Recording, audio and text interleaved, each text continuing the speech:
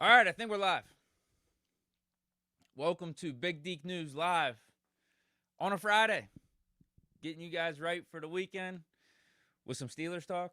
Never done this before. We're going to take a crack at this, see how this goes, and sift through various topics. Phillip Rivers going to the Colts at age 44. I saw a lot of you guys in the comments bringing up the fact that I didn't talk about that just yet. And, you know, Big Ben, he's a year younger than Phillip Rivers. Would we actually consider calling up Big Ben if we had to? If put in the Colts type of situation, you know what I mean, with a playoff contending team and heading into meaningful games down the stretch in December and potentially into January. We got Burrow comments about him being unhappy. Could the Steelers try to trade for him? Dan Orlovsky was bringing up the Steelers as a team that needs to be on the phone with Cincy. Probably more pie in the sky than anything. TJ Watt, injury update. We're actually going to start with that, and then we'll do a Steelers-Dolphins preview to end this. But what's up in the chat, man? What's going on? I thought this was a good idea for Friday. Get everyone right for the weekend. It's 3 o'clock Eastern Standard Time. I guess it's what, like noon or 11 o'clock over on the West Coast. But I think these are the Friday type of vibes we might be needing with these live shows. Wanted to give it a try. We'll see how it goes. We got a smorgasbord of topics here. Instead of doing the typical Big Deke News, talking to the camera, edit it up a little bit, throw it out there. Let's see what the chat's saying. Let's see what the vibes are heading into this weekend. Primetime Pierce in the house. What's good, bro? What's popping? Nick Bittner, 1670. What up, Deke? How we feel? I'm feeling great, bro. I'm feeling great. Torsha Jackson, 7071 says Stairway to 10 and 7 instead of Stairway to 7. Stairway to 10 and 7. You know what that would mean. I don't have the hat on right now, but, you know, that would make us non-losing season champions. Although I guess we could still win a Super Bowl at 10 and 7. But I'm guessing you made that comment to insinuate that that's all we're doing, 10 and 7, and either missing the playoffs or getting bounced in the first round of the playoffs. Oh man, this is a good one. Remind me at the end of the show. We'll talk about this. Just learning again, Kyler Murray or Kirk next year. Remind me about that. We'll talk about that at the end of the show. Hazard Plus, wishing me well. Deke, hope you're doing well, man. I am. You know who else we are hope is doing well? Our best edge rusher. The former Depoy. Should be like 2 or 3 time Depoy if it wasn't for him getting snubbed. Let's see if I can do this. I'm going to test out some of the editing skills here too. Or not editing skills, I guess producing skills on today's show. So we have an update on TJ Watt. He had surgery for that lung issue that he was dealing with over the last couple of days. And this is according to family, JJ Watt. So I guess we have to take this pretty seriously, this information, this report, this tweet by JJ Watt. Because if it's, I mean, where else would it be coming from where you could say, oh, yeah, this is going to be fully accurate? Because if from, you know, Pelissero, from Rappaport, we don't know where they're getting this information from. It's from the team. But this is from JJ Watt. This is coming from TJ's mouth. And JJ's just tweeting it out. It says, yesterday, TJ had successful surgery to stabilize and repair partially collapsed lungs suffered Wednesday after a dry needling treatment session at the facility. Recovery timeline is still TBD, but all went well, and he's being released from the hospital today. He and his family are very appreciative of everyone's kind words and well wishes. So that's nice. We did get a report earlier today. So this was more recent, this JJ Watt tweet. Had surgery. I mean, that's pretty wild. We go from Wednesday, he's hospitalized. Thursday seems like everything's good, trending in the right direction. He has surgery. Recovery timeline still TBD. Yeah, I'd expect him not to be playing on this Monday night game against the Dolphins. I think that's fair. Maybe we'll be out for 2-3 weeks. Who knows? I think the Steelers will be all right if TJ can't play for a couple weeks because of Nick Herbig and Alex Highsmith both playing really good this season. Yeah, the only problem with them, Herbig was banged up a little bit early in the year, right? Highsmith has always been banged up year in and year out. My brother actually brought up this comment. I forget what we were doing. We were watching the Pitt game or we were watching a Steeler game together, and he said, man, the odds for Highsmith being shown on the broadcast, hobbling around on the sideline and having to miss plays because of him being injured should be like even money. Should be maybe even minus 200, honestly, at this point. Highsmith seems to be banged up or dealing with something every game. But for the games he's been out there and he's been healthy, he's been solid for 6.5 sacks. And that's with him, again, missing some games. Like he's on pace for about 10 sacks, close to 10 sacks this season, and hasn't even played in a full plate of games. And Herbig, we know he's continuing to emerge. He continues to get better as his career goes on. If anything, we complain about him not getting enough snaps because he's always making splash plays. He's always getting a sack when needed. So if TJ has to miss a game, I think we'll be all right with Highsmith and Herbig. But the funny thing about this J.J. Watt tweet is we got a conflicting report, and this goes back to what I was saying at the beginning with this T.J. Watt stuff. It's like we don't know exactly what to fully believe on all this. Was it something that happened with TJ before he was getting treatment, and actually the treatment and him talking with the Steelers doctors, the Steelers staff, were them trying to figure it out because the lung thing happened before? Or was it as TJ was receiving treatment, something janky happened? And according to J.J. Watt, it was while he was getting treatment, the dry needling treatment session at the facility. Look at that first paragraph right there, first sentence. But Tom Pelissero, I don't have the graphic for you, but this is a breakdown of what he was saying earlier today. TJ Watt complained of pain before/during his lift Wednesday. Sent to hospital, doctors discovered tiny hole in his lung. Issue has been fixed, and Watt simply needs rest. That was tweeted out by Alex Kazor, but he did a quick summary of what Tom Pelissero was saying about the whole TJ Watt timeline earlier today. So, wow, conflicting reports there. Definitely conflicting reports.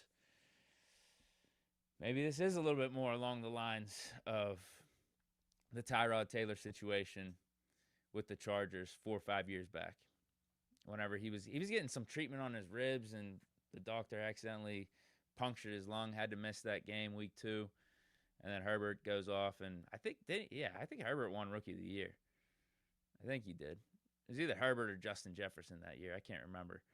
Both were stellar in their rookie campaigns. And here's the other thing, too. This is bad that it's looking like a friendly fire. Something from the Steelers staff that made TJ's lung and had to send him to the hospital. Like, made TJ's lung, I guess, go awry, and then ultimately sent him to the hospital to try to get it fixed, and then the surgery. So bad that it's a friendly fire. I'm not insinuating that Steelers did it on purpose. I was talking about it yesterday, and some of you guys in the chat or in the comments were saying, Deke, man, like, come on, you can't be making it seem like the Steelers actually did this on purpose and it was an inside job. No, what I mean is, like, it's a friendly fire. It was an accident. It was an accident. Like the Tyrod Taylor situation was an accident. They didn't purposely injure Tyrod Taylor going into that game. Now, you could come up with conspiracy theories if you want, but no. It ended up working out for the Chargers, though, with that whole sequence of events with Tyrod being taken out and Justin Herbert getting his first start as a rookie. But, yeah, TJ Watt, man, like him being out, that doesn't help us. It doesn't help us at all. So, I no conspiracy theories here, no inside job, although it was, I guess we could say friendly fire, because friendly, that's accident. That's accidental. So that's the update on TJ. Doubt he's playing Monday. Might even miss next week. Had a surgery on this lung issue. So that's that. Next, wanted to get to Phillip Rivers signing with the Colts. 44 years old. Hasn't played in the league in like 4 or 5 years. And even in his last season with the Colts. Now, there's familiarity there, obviously. He played under Shane Steichen with the Chargers back in the day. And then he also was on the Colts in his last season in the league back in, what was that? Was that 2020? That might have been 2020. Yeah, it's been like 4 or 5 years for him. And Colts are down bad with their quarterback situation. And honestly, I don't blame them for pulling up Phillip Rivers on the couch and hoping that he can give them a chance for late season success and even hopefully in their case playoff success. I don't blame them because like who else are you gonna get? Trade deadline's passed. I heard they called up Derek Carr, but outside of that, I don't know who you're seriously considering giving your team some sort of fighting chance. I really don't know because obviously the familiarity is playing a factor into this thing with Shane Steichen, and then obviously Rivers playing with the Colts in his last season. But here's what Rodgers had to say about Phillip Rivers re-entering the league. Aaron, I want to get your reaction to Phillip Rivers and him returning to the league. I'm not the oldest guy in the league.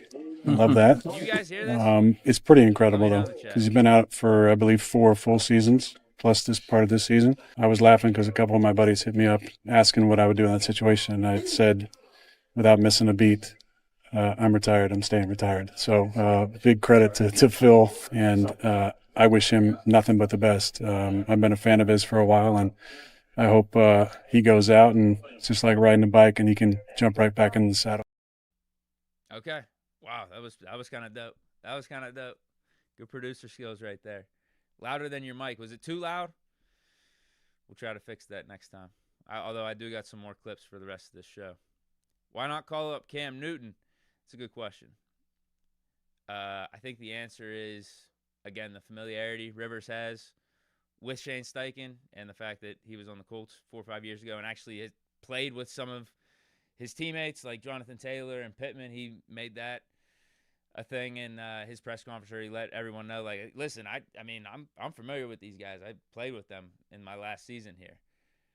So not only is he familiar with some of the players that are still on the team from when he was last with the Colts, but also the familiarity with the offensive system and Shane Steichen. There's that, and is it around the same time? Now Rivers is older than Cam for sure. He's 44. Cam's what, 36? When's the last time we saw them both? Low key, Rivers was less washed than Cam. Rivers actually had a pretty good season with the Colts, whereas like Cam was looking pretty bad with the Patriots, and then he had that weird stint back with the Panthers. He was like a gadget guy for them. Rivers actually played good in that last season with the Colts. Took them to the playoffs, and I think they only lost first round of the playoffs by like a touchdown. So that would be my reasoning for why they went with Phillip Rivers over Cam Newton. But Rodgers obviously had that to say about Rivers. He's happy that he's not the oldest quarterback in the league anymore. Hopes Rivers does well. And I think that's definitely like a fraternity thing with the older quarterbacks. It's like there's not too many of you that make it to that point where you're playing into your 40s, and there's probably a natural effect of you just rooting on the other guy. I'm sure he's not going to be rooting for Rivers if we play against the Colts in the playoffs, obviously. But the other thing I wanted to get to with this Rivers story, some of you guys were bringing up, oh, man, what about Big Ben, right? If Rivers is coming back at age 44, Big Ben's 43, and he actually played an additional season. He's actually less removed from playing in the league than a Phillip Rivers. So, like, what about Big Ben? Could Big Ben do something like this? If the Steelers needed it, should we be calling up 7? Listen, you're talking to the wrong guy. Because if it was up to me, Big Ben would probably still be playing. I did say, like, legitimately, though, realistically, I think Ben could have played 2 more years, at least 2 more years. And that's what I think we should have done. We should have let him go out on his own terms. If he still wanted to play for another season or 2, we should have done that because I saw gas still left in the tank. He was overcoming a lot in that 2021 season, a sabotage, the team taking him out from the inside with us having Kendrick Green out there as a rookie as Big Ben's center, worst offensive line in the league. Matt Canada is offensive coordinator. Big Ben got drilled second week of the season in that Raiders game, had to deal with a banged-up hip, I think. He banged up lower body for majority of that season. Still carried that broken squad to the playoffs. So I felt like, listen, I think we can give him another chance for another season. We just got to build better around him. Give him an O-line, give him another receiver or 2, give him an actual defense that isn't getting carved up on the ground. That 2021 Steelers defense was the worst rushing defense in the league. So Yeah, I think Ben could have played another year or two. But we're talking about in 2025, if we got to that scenario, we're a couple quarterbacks down, we're in the playoffs, we're in the playoff mix. What calls are we making? Are we making a call to 7? I mean, obviously, yeah. I mean, I think with how Mason did in his little stint this year, what he looked like against the Bears, I'd call up 7 if Rodgers went down. That's it. I'd call up 7. If we're like legit in the playoffs, we win the division, locked into the playoffs, bro, you're calling up 7 for that run. You're calling up 7 over Mason. I'm sorry. Like, just do it. If Rivers can somehow prove in a small sample size here over a game or two that, yeah, he can maybe do it. I mean, you're seeing it with Joe Flacco. You're seeing it with Rodgers at 42. Now, what does Ben say? What's Ben's response? Who knows? Probably no. Mike needs turned up. All right, thanks, bro. Thanks from Clouds a lot. Dropped a couple bucks to say that too. That's how you got my attention. I appreciate that. How about this? Is the mic quality good? Or are you just saying like Mike needs turned up compared to the clips? Oh, this is a good point. We do have Will Howard. Off a national championship with Ohio State.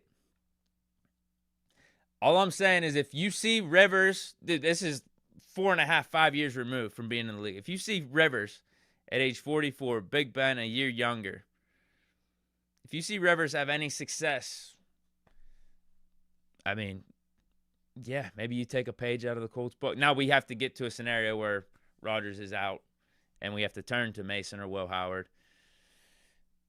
I hope we don't get to that point. Rodgers playing good. He's been awesome for us. I would call him the team MVP. But if push came to shove, if we were in such a dire situation there, all right, Mike is clear loud enough now. If we did get into such a situation, yeah, I think you call up the old gunslinger. I think you do. I mean, and that's not a surprise take coming from me. But if we do that, again, going through this hypothetical scenario, if we do that and 7 comes back to Pittsburgh, finishes out this season for us, hopefully on a high note, hopefully with the Super Bowl, we would then have the opportunity to make right what went wrong, essentially, and the passing of the baton from 7 to 8. We would have the opportunity to get a redo on that. We tried in 2022. 7 retired. We drafted a guy who wore the number 8 from the University of Pittsburgh. We tried to do that. 7 to 8. We'll go up a digit in the jersey number and see what that guy could do. We didn't do so well first time around, but we would have an opportunity to do it again because if 7 came back, there's a guy that's going to be a free agent this offseason. Plays for the Raiders right now. Where's number 15 quarterback going to be getting a start this week? You maybe do that. Yeah, you bring back 7, and then offseason, you sign a familiar face. You sign the old 8. You sign the old 8. See what he could do. See what he could do after learning with Sirianni and the Eagles and that championship pedigree. He goes to the Raiders. Maybe you find out what he does for the rest of the season as the starter here. He's got nothing to work with. If he goes on the road, Philly, and goes on a little run here last 4 or 5 weeks with the Raiders, it's like, yeah, maybe Pickett's got some juice. Maybe Pickett's got some juice because he's got nothing to work with the Raiders. You saw that pass last week against the Broncos. All right, enough of this nonsense. I think we went too far down the rabbit hole here.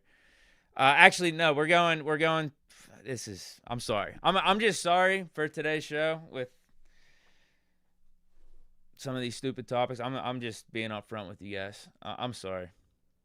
I can't help myself. This next one falls along the lines of more just hypotheticals that are a stretch.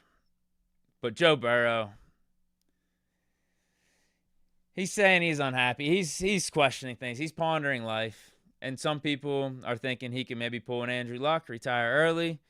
Maybe he's trying to send a message to Bengals ownership, the Bengals organization, that he wants out, he wants traded, he wants to continue to play football, he just doesn't want to play for Cincy anymore. But here's what he said, and it's got some people, like Dan Orlovsky, coming up with some potential trades. First, Burrow. If I want to keep doing this, I have to have fun doing it. I've been through a lot, and if it's not fun, then what am I doing it for? Seem frustrated. There's just a lot of things going on right now.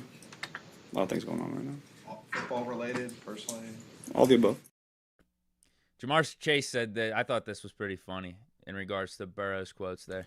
I thought this was an AI. I'm not. Did this really happen though? That's real? Yesterday? Yeah. Well, it depends on what you saw. I don't really know nothing about it at the end of the day. To me, he loves football. You know what I'm saying? But that's a him question. I can't answer that for him. You know what I'm saying? At the end of the day. And I'm asking for your perspective. I'm not trying to. I don't know. From what I see the same person every day. You know, he comes to work. He loves work. You know what I'm saying? So, I mean, he don't look like he's bummed to be here, you know? But, yeah, clearly something's off with Burrow and the Bengals. And Dan Orlovsky threw this out in terms of teams that maybe should look into Burrow's happiness and his relationship with Cincy. It would shock me if 3 teams weren't on the phone today after what he said yesterday, figuring out how do we make him part of our football team. Jets, Raiders, Steelers. Those would be the 3 that if I were those 3 organizations, I'm in a brainstorm meeting now. We are figuring out a way to propose a way to get Joe Burrow. All right. He threw it out there. So that's what I mean. I can't help myself with content like this, for conversations like this. Burrow just being unhappy, that's one thing. We don't need to make this a topic, but, Dan Orlovsky throwing out Steelers should be on the phone immediately, and does anyone disagree with that? Does anyone disagree? Now, the caveat is the Bengals playing the AFC North. They are division rivals, so the likelihood of a trade happening between the Steelers and Bengals it's very unlikely. It's probably impossible because the outrage the fans would feel. I mean, there would be a fan mutiny, honestly. They would go crazy if the Bengals traded Joe Burrow to the Steelers in his prime. They would have to trade him pretty much to someone else, anyone else but the Steelers, anyone else but a team in the AFC North. But you do wonder if the offer's good enough, because the Bengals are a dysfunctional franchise. The Bengals have dysfunctional ownership. The Bengals are kind of cheap, too. I could see them potentially seeing some silver lining to getting off of Joe Burrow's contract and getting a ton of draft picks. So what if the offer was just absolutely insane? And what would be too much for the Steelers to give up to get Joe Burrow? Because, listen, assuming Aaron Rodgers moves on, even if Aaron Rodgers doesn't want to move on, it's like if you can get Joe Burrow in his prime, you do that. You absolutely do that. One of the top 4 or 5 quarterbacks in the league, and will be that for the foreseeable future as long as he could stay healthy. Now, with Steelers training staff right now, I don't know if that would be the best fit. With Joe Burrow's janky health and the Steelers' janky training staff, I don't know if that would be completely optimal with the whole Russ calf thing and then this TJ Lung thing, and Joe Burrow seemingly getting hurt and nicked up or banged up year in and year out. Would you do 5 first-round picks? What would you do? What would be the breaking point? It's your boy Troy says 4 first-rounders and what? I would do that in a heartbeat. I don't know if that's enough. Is that enough? I would do that. I would trade the whole 2026 draft. Trade the whole 2026 draft, and if they need another pick or two, I don't know. I don't know what it would take, because you'd have to pay a premium with it being the Bengals, AFC North rival, all that stuff. They wouldn't they're not even picking up the phone if we're calling. Like this is a very far-stretched situation. But if there was one team that would make a trade like this, just given their history of dysfunction and not being able to handle their star players well, it could be the Bengals. If Joe Burrow threatens retirement and the Bengals are like, all right, if you're just going to retire, maybe we could do a trade. What are the offers? And the Steelers offer something that's way higher than anyone else in the league. And Joe Burrow, and that's the other thing. Joe Burrow, NFL's turning a little bit into the NBA where it's becoming a little bit more of a players' league. Players have more leverage on stuff because of how much Joe Burrow has already made in his career. If he wants to sit out and say, listen, I'm not playing for Cincy, and I'm only playing for XYZ team if they want to trade for me. I'm not going to the Jets. I'm not going to the Titans. It would only be a team like the Steelers or, say, the Rams once, if they feel like Stafford's getting too much up there in age. Like if Burrow says, I'm only going to like 4 or 5 teams, then he's got some leverage in this too. And if the Steelers offer is good enough and it's higher than maybe some of the other teams that are in the conversation, who's to say? Who's to say?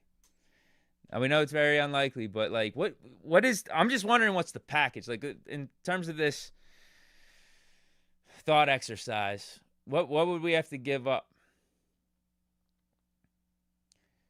Texans gave up what, or Browns gave up what to the Texans for Deshaun Watson? It was like 3 first-rounders, a couple seconds. They gave him a fully guaranteed new deal.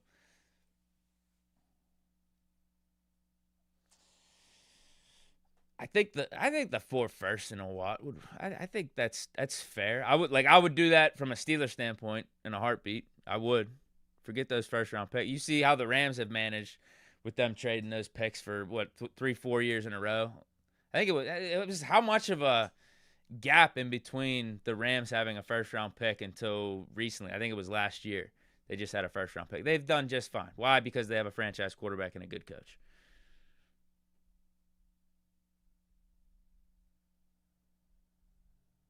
Let me see some of your suggestions in here. I don't think they would do that. I really don't. 717 West says 4 firsts and a Watt is insane. Obviously, they would do that. I don't think they would. I really don't. Burrow's only 26. Am I an idiot? I think he's 29. He's definitely not 26. He came into the league probably closer to 26. I think he came into the league at 23, 24. He's been in the league like 5 years. I think he's 29. Trade 45 thirds for Burrow. We don't use third-round picks anyway. Listen, we're stacking up these draft picks for the 2026 draft class. I would just do the Ricky Williams, trade the whole 2026 draft. It's being hosted in Pittsburgh. So instead of having a pick for our first-round pick whenever it was supposed to be, we just send Joe Burrow out on the stage and have him like shotgun a beer or something. Hey, this is your draft class right here. We got Joe Burrow. We have a franchise quarterback for the next 5 or 6 years. We're going to be competitive. We're going to have a chance because we got Joe Burrow.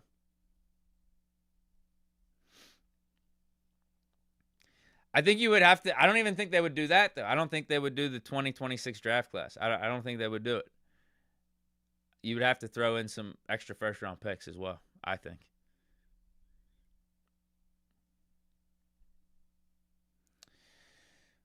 Chubb Stewart says 3 firsts, a second this year, and Alex Highsmith because they would want someone young. Yeah, I partly think the T.J. Watt part of the trade package would be a negative for the Bengals, them taking on T.J. Watt and his contract and him not exactly living up to the contract so far this year.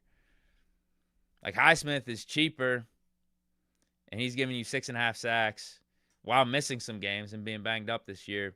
T.J. Watt has, I believe, 7 or 7.5 sacks, and he's been out there for all of them.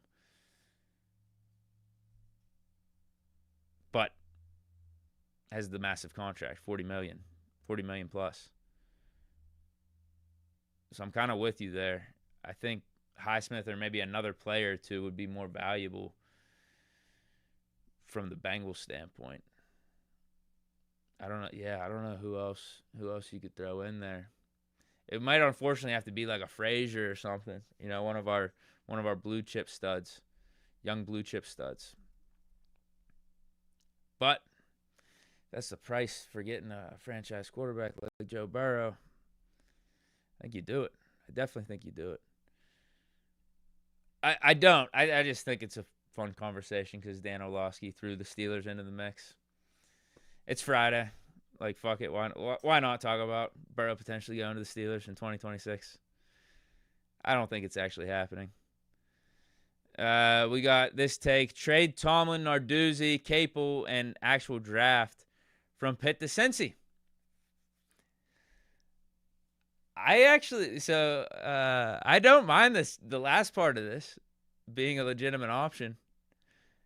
Because as I said, Cincy ownership, Cincy franchise, kind of cheap. If there was a way to bring a stimulus into their franchise, bring some extra money coming in, get the cash flow going. Yeah, I would be fine trading draft locations, giving it to Cincy for next year.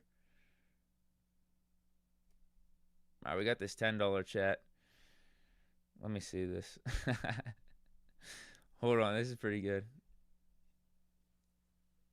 As someone who spent, appreciate it, bro. As someone who spent over $1,500 on an Airbnb in Pittsburgh for the draft, I would kind of be disappointed if our draft consisted of Joe Burrow walking on stage and learning we traded our entire draft. Come on, bro. No, this is fake news.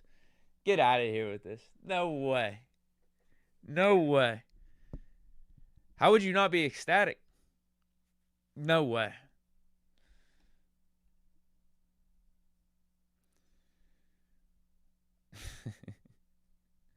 No, there's no way. I think multiple firsts. I think 4 or 5 firsts. That's what I'd be willing to give up. 4 or 5 firsts. Like, I don't know, 6 or 7 picks total. I would do. I've tried to get Burrow a new offensive coordinator too. While we're at it, trade for another receiver. I mean, I would just go all in, man. Like, I guess we could keep DK. I would try to bring Pickens back maybe. We want another receiver. We would want that Cincinnati Bengals type of setup on offense with 2 elite receivers with a Joe Burrow, and then you just get the business. He's go after Fernando Mendoza. He's not even gonna. We're not gonna be able to pick him at all. No, that's the thing with us being non-losing season champions. We're 10-7, 9-8. And drafting in the late teens or early 20s. And Fernando Mendoza is going to go in, if not number 1, he's going to go in like the top 2 or 3. And I don't know what this quarterback class is going to look like this year, even outside of Mendoza.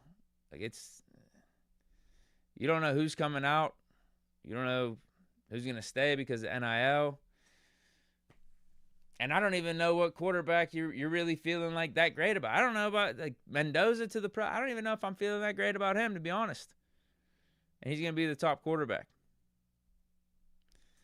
All right, let's get to this Steelers-Dolphins preview. I'm just going to briefly go over this matchup, what I think of this game. Yeah, the Burrow thing,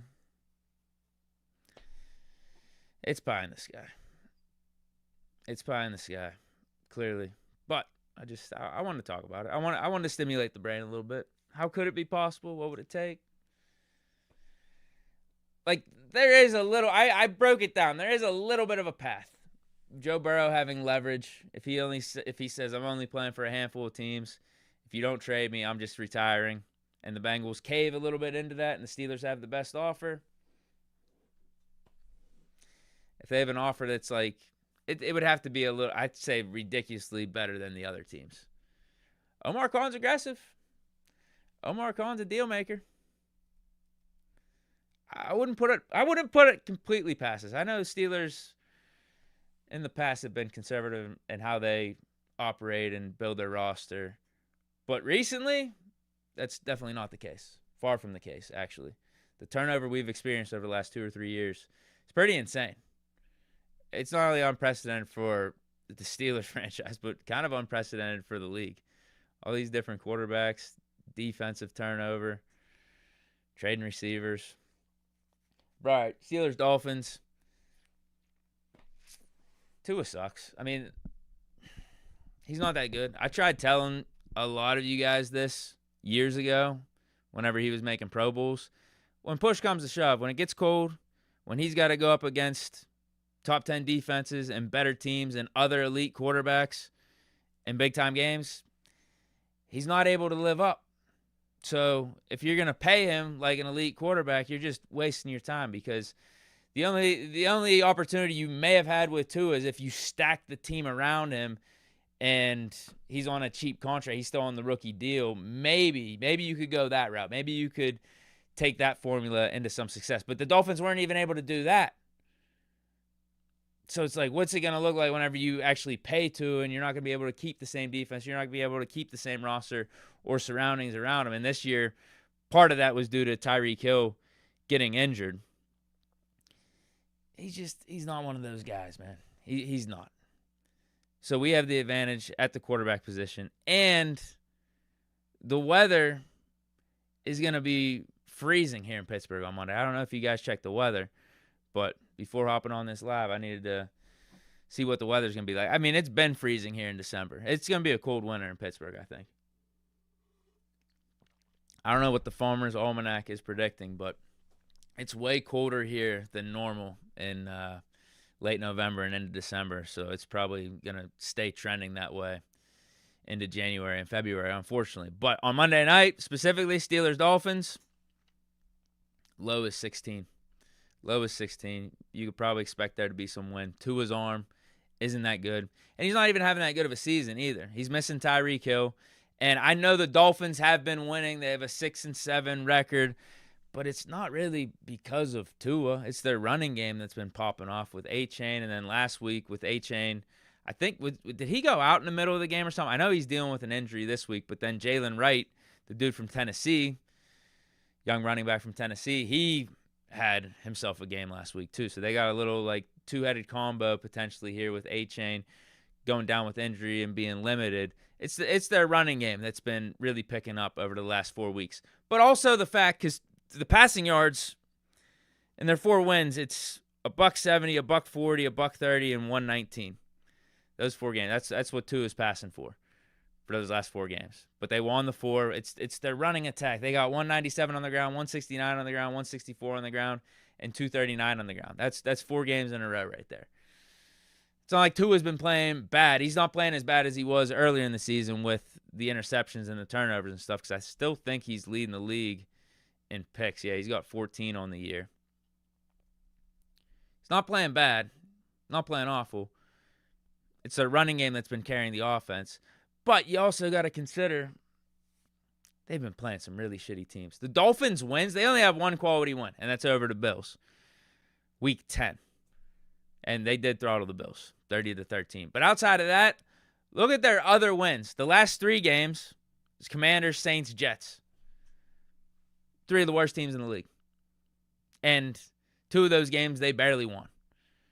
Going back to more of the beginning of the season, they beat the Jets. So they have 2 wins against the Jets, the Saints, the Commanders, and another win against the Falcons. 5 of their 6 wins are against like bottom-rung teams. And I get Falcons won last night against the Buccaneers, but like Falcons at that point in the season, that was week 8. The Falcons were really dismal. They don't really have a quality win outside of the Buffalo game. They don't. They've been just beating up on bad teams. Now, you play who's in front of you. Credit to the Dolphins for getting out of the mess that they were in to start the season and actually putting together a competent season here of being 6-7. I mean, hell, it's crazy. Chiefs are 6-7.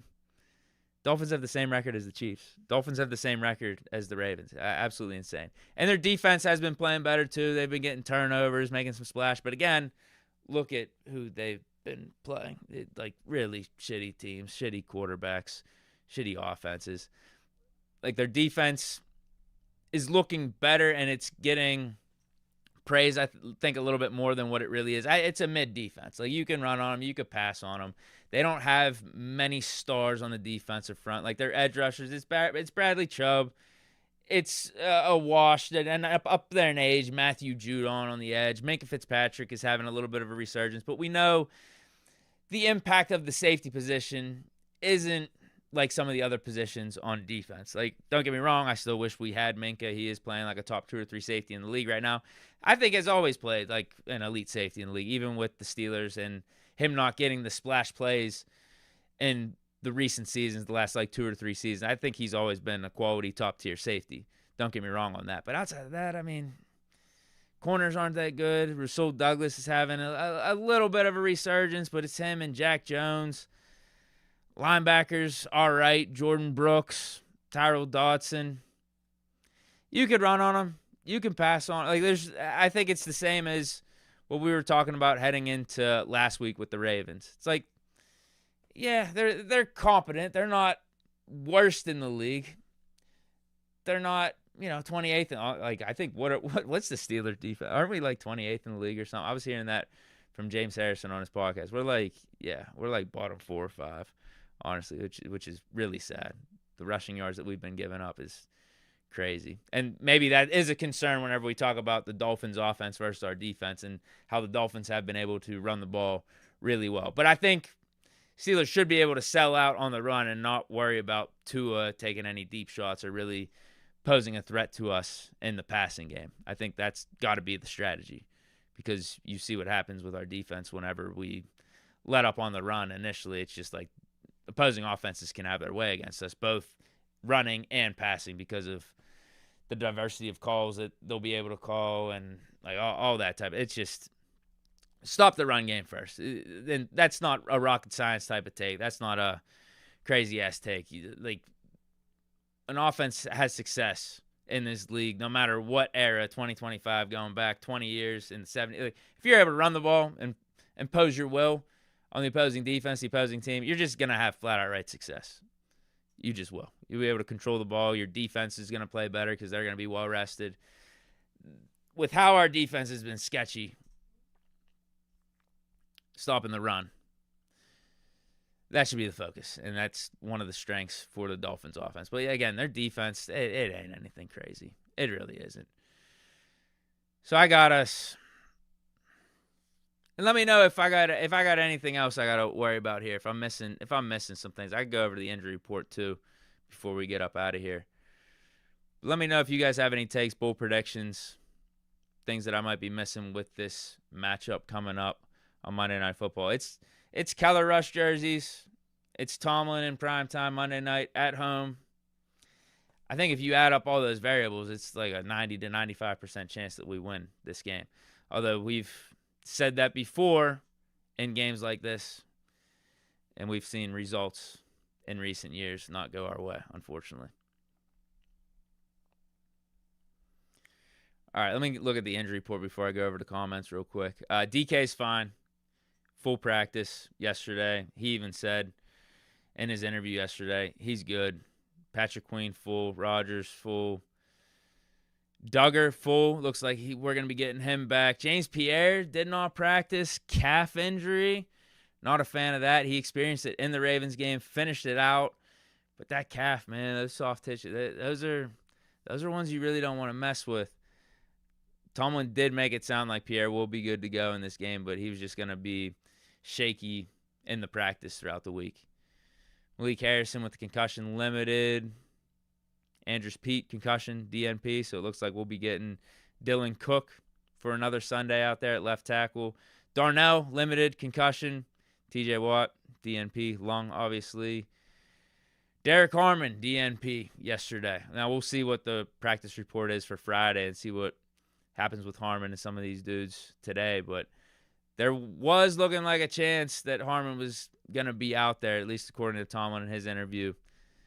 So hopefully he gets the limited for Friday, because we could use Derek Harmon. You want to talk stopping the run and this Dolphins attack. Harmon obviously helps. There's a 100-yard difference whenever he's not out there, not in the Steelers' favor. Yeah, that's pretty much it for the Steelers injury report. Now, Dolphins, A-Chain's limited. That could affect things. I think that would affect things in a big way because he's their premier running back. He's the guy with the speed, the elusiveness, the dynamic playmaking. Now, I know Jalen Wright did do some stuff in A-Chain's absence, but A-Chain's the guy you got to worry about. What Jalen Wright, he reminds me a little bit of like Najee, like bigger, bruising type of back. And I think Steelers defense could handle that. I'm more worried about the elusive guys like an A-Chain. You saw it with Cook and the Bills. The thing that's in our favor, though, with being at home, Heinz Field's pretty shitty. So if we get Harmon back, A-Chain's got to run on the shitty Heinz Field turf or Acrisure Stadium turf. Yeah, it could slow him down a little bit. Could help us in our favor. And the fact that we should be selling out on the run and not worrying about Tua and his arm strength or anything like that, especially in the cold. That should be beneficial to our defense's approach in stopping the Dolphins' running attack. Anything else, though? Rasul Douglas, limited. He's probably the Dolphins' best corner right now. Darren Waller, Dolphins' top tight end, limited. Trop Robinson, limited. One of their edge rushers, kind of like in that rotation. That might be it, man. That might be it in terms of injury report, things that are going to be affecting this game. Let me read some of this chat. I know one of you guys mentioned future quarterback for 2026. Kind of goes in line with the Burrow conversation, but it was a comment at the beginning of the show. Kyler Murray or Kirk Cousins for 2026. I'll talk about that at the end too. But let me see some of your guys' predictions. 31-19 Steelers. 24-14 Steelers. Yes, we are live on YouTube. Let me know if I should keep doing this on a Friday. I kind of like the vibes for a Friday. It's just like, yo, let's just go live. See what the energy is. Talk some Steelers ball heading into the weekend. 27. A lot of you guys are saying Steelers. 27-10. Jeff is never right. 35-7. Chubb Stewart. Torsha Jackson. 28-20 Steelers. I like. What's my prediction? I like us like 23-17 or something. Of course it's gonna be one score. Of course we're gonna find some way to keep it closer than what it probably should be. I feel like we should win 27-13 or something like that, but it'll probably be 23-17, 23-16, something like that. Yeah, David McLeod 907 is on the same page with me, 24-17. Yeah, everyone's saying Steelers. I don't know if that's a good sign. Usually when we're saying Steelers and we're confident about it, you know how those go. Yo, yeah, hit me up, man. Hit me up with some likes, man. We had 300 in the building. Give me some likes, man. Although I'm not big on. Hey, if you're here, you're here. I mean, whatever.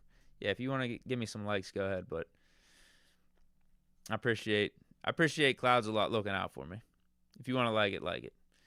More important that you're here actually watching, investing your time, I'd say. Appreciate it. Let's see what else. Obviously not opposed to some paid comments too. If you guys want to drop some paid comments for me heading into this weekend, man. I need to put some extra change in my pocket, extra change in my wallet. Let's see here. Yeah, I kind of like this idea. We'll see. Yeah, let's see what the energy is. We'll see what the vibes are. I think it's been pretty good. I think maybe I went off the rails a little bit with today's topics. Too many hypotheticals with the Rivers, Big Ben, the Burrow thing. But I was probably going to talk about those anyway for a normal Big Deke news show. So I figured why not. Any other takes? Do you guys have any takes on the game? Or do you think I actually hit the nail on the head with the matchups, offense versus defense, all that shit? Because, like, I don't know if there's much more to say. I think I got it all covered, really. Not worried about Tua. He's not that good. Cold weather. Dolphins running attack has been ramping up over recent weeks. A-Chain really good. Dolphins have also played a really easy schedule, have beaten up on shitty teams. And their defense is all right. We see Minka doing some good things down there, but overall, you could pass on them, you could run on them. There's nothing like too concerning. They don't have too many playmakers. Rasul Douglas, at this point, is their best corner. You got Minka. Minka's their best player. You got Minka at safety. And then they got some solid linebackers that, do their job, not out of position. Edge rushers, it's an old Judon. Bradley Chubb, pretty good. Okay. Drop Robinson. Now, I guess this is more of a thing for the Steelers as opposed to what the Dolphins do, right? I mean, having Dylan Cook out there in his second time of real NFL action, this will be his first start. We might have to have some help over there for him. Hopefully Darnell's good to go. Being our best blocking tight end, maybe Darnell could help chip with Dylan Cook on that side. Torsia Jackson says, Big Deke Dubs. Thank you.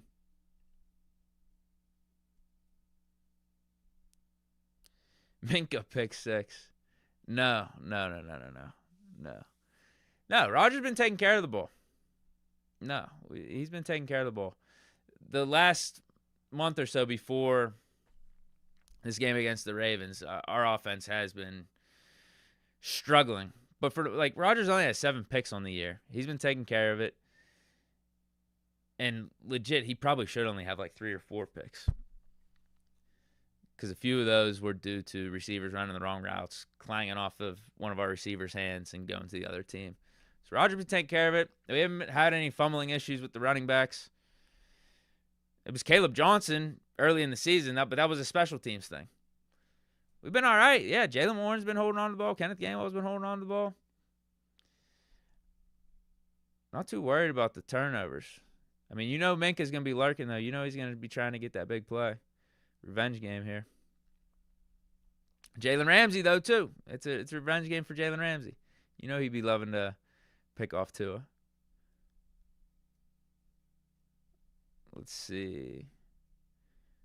TJ out rests. Is this official? No. Or is this just speculation?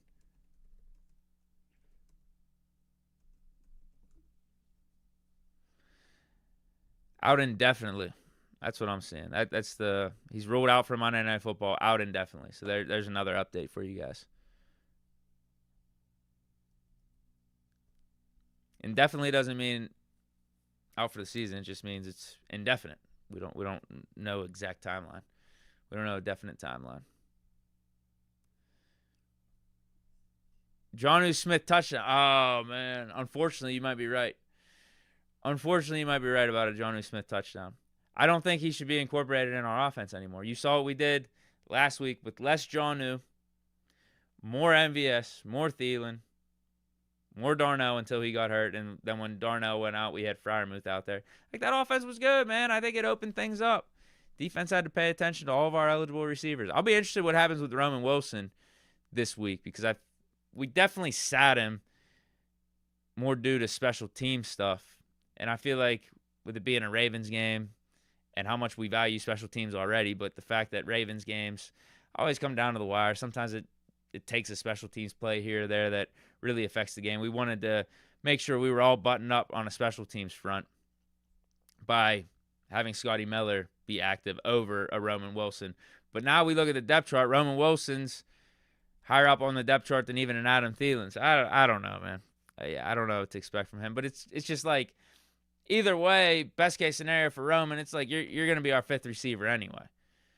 Because I like the Thielen-MVS combination after DK. And then you had Calvin Austin in the mix a little bit too in the slot.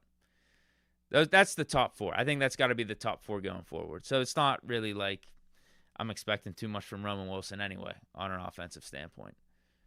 Volume's low. What happened? I thought the volume was good. I thought the volume was good. Show's wrapping up anyway. I don't got to make any big changes right now. Oh, wait. One of you guys did ask me about the Kyler Murray, Kirk Cousins thing.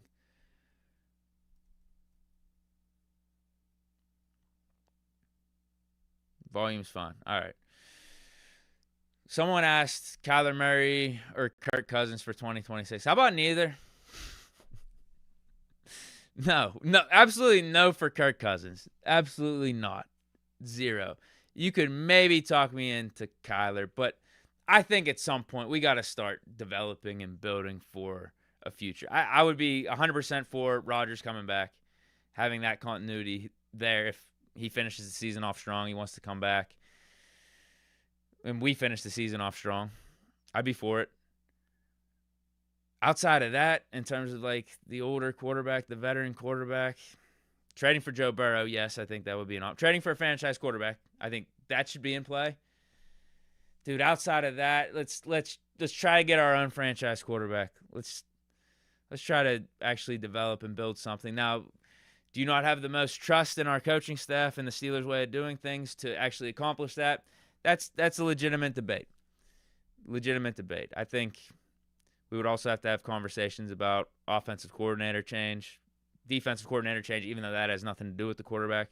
Like, I think some coaching staff changes should also be in place when talking about developing a quarterback for the future. Yeah, like I would be for giving Will Howard a chance. Definitely. Will Howard a chance. Maybe you probably draft a guy, even though at this point I don't know if I'm the biggest fan of this quarterback class coming up. Dude, actually, here's one I would throw out there to you guys. Cam Ward. If the Titans have a high pick and they want to go with Mendoza or one of these other quarterbacks, new regime, almost like the Cardinals did with a Kyler Murray. Remember, they drafted Rosen, brought in Kingsbury, though, got a whole new coaching staff regime, and they moved off of Rosen, traded him, and went with Kyler Murray. I would trade I don't know what it would take to get Cam Ward, but I'm still a believer in Cam Ward. I still think he could be really good in this league. He's got all the intangibles, got the skill set, the talent. I think Titans is just a terrible situation. I would trade something to get Cam Ward in here. Maybe you do a Cam Ward, Will Howard QB competition. If there's no one you really are set on in the draft, like assuming the Steelers have a late first round pick, there's no one you're really loving, why not? Why not go for a Cam Ward, the dude that was just the number 1 overall pick last year? Because I could see a scenario where a couple of the quarterbacks go early and there's not really a guy that you're loving there at 20, at least enough to make a first-round investment on and give the keys over to. So I don't know. I mean, Kenny Pickett's going to be out there. Kenny Pickett's going to be a free agent. Watch out. Watch out for how he finishes up the season with the Raiders as their starter. Just watch out. Just watch out. Do we have a little redemption story there? Redemption arc. Almost like LeBron. LeBron went to Miami, had to go elsewhere, learn how to win, and then he brought back the winning ways to Cleveland. They won a championship. Kenny, maybe that's all he had to do. He's like, I got to go see some other stuff. I need to see an outside perspective. Let me go to the Eagles. Let me go to Raiders a little bit. Then back to Pittsburgh. Who else would be out there next offseason? Trevor Lawrence? They're not getting rid of Trevor. Why would they get rid of Trevor Lawrence? Jaguars have a winning record. It seems like Liam Cohen found something down there in Jacksonville. Who else would be like serious options? I like giving Will Howard a chance. Okay, I could see something like this. Unfortunately, but I think this would kind of go. This would go hand in hand with a Kyler Murray situation. It all depends on the contracts. It all depends on what you would have to give up to get certain quarterbacks. Like Mac Jones, if you give him the Danny Dimes type of deal, a 1 year for like $10 million, you're not leveraging your future for him. You're not giving him a contract that's anything crazy. You're not committing all the way to him. You're just giving him a chance. You're giving him a chance to compete. I would be fine with like a Mac Jones and a Howard competition. Maybe you're saying bring another quarterback in. And I think that way, too, you wouldn't have to draft a quarterback in the first round. Then you could draft a quarterback in like the second or third round. I like that. Yeah, I definitely like that. It's not a bad take right there. I don't know if I'd love a Mac Jones Howard draft pick room, but because with Kyler Murray, I mean, Kyler Murray would be like the same concept in a way, but if you get Kyler Murray, you're gonna have to trade to get him. He's got the contract. I don't know. Would you have to pay him more money? I don't know. I don't know how that contract situation would work. It might just be too much for what Kyler Murray's value is right now and what he brings to the table. I would be for Kyler Murray over Kirk Cousins, though. Absolutely. Come on, bro. Jacoby Brissett, come on, bro. He actually ain't doing terrible with the Cardinals, but I mean, his ceiling's limited. At least with Mac Jones. Has a little bit more of a ceiling. Younger. Mac Jones has more potential to be one of the Sam Darnold, Baker Mayfield, Geno Smith reclamation stories. Whereas Jacoby, I think he's just too old. Jacoby Brissett. Although, I mean, how old was Geno Smith maybe whenever the Seattle Seahawks thing happened? I don't know. This is why we should just trade for Joe Burrow. We're actually talking about Jacoby Brissett and Mac Jones in serious ways. Come on, Kyler Murray. Come on. Just trade for Joe Burrow. Bring Rodgers. Just bring Rodgers back. Would anyone be opposed to bringing Fields back? Would anyone be opposed to bringing Fields back? Just throwing that out there. Fields-Howard competition. Ohio State quarterback competition.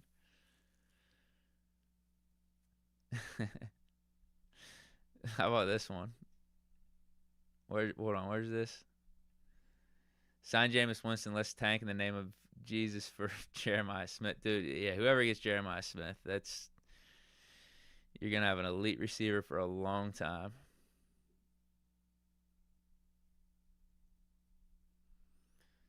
Okay, fair. I mean, fair. I bring back Big Ben over Fields. Fair. J-Dolph 300 with that take. All right, guys. I think we're done here, man. I think we're done. Let me know if you guys want these Friday Lives to continue in the comments. I guess as I'm talking right now, these are going to be comments for the replay show.